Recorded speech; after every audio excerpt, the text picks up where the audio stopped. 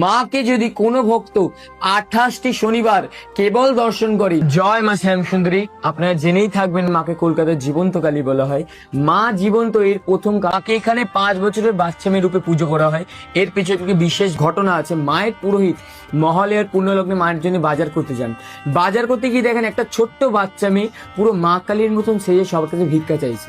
সবার কাছে ভিক্ষা চাইতে ঠিক আমাদের যে পুরোহিত বাজার করছিলেন তার কাছেও ভিক্ষা চায়। পুরোহিত তখন তাকে ধাক্কা মেরে ফেলে দেয়, ফেলে দিয়ে বলে যা কাজ করে খা। বাচ্চা মেয়েটিও তখন গা ঝাড়ে দিয়ে বলে আমি যদি কাজই পেতাম তো তোর কাছে ভিক্ষা চাইতে আসতাম। এই বলে বাচ্চা মেয়েটি চলে যায়, পুরোহিত চলে যায়।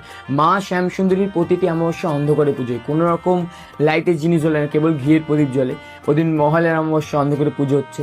অন্ধকারে পুজো করতে করতে পুরোহিতের হঠাৎ মন বলে যেন মা নেই, কিন্তু পুরোহিতের আবার মন বলে মা তো কালো, তাই হয়তো অন্ধকারে দেখতে পাচ্ছি না।